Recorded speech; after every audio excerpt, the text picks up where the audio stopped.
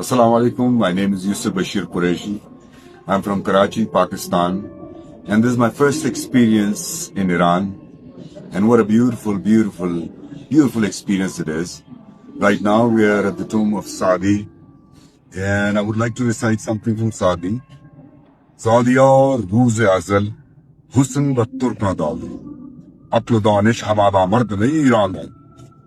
What I've seen here in Iran is mysticism, art, beauty, culture, and I think Iranian people have this inside of them because there's so much around them that they're surrounded by that don't even realize how lucky they are and how beautiful they are.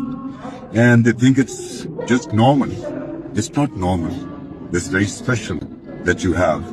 And especially how proud they are of their civilization, with their history, and about the things that they have here. I've seen people sitting on the roadside without any shade, and still happy barbecuing with their children, with their wife, with their family.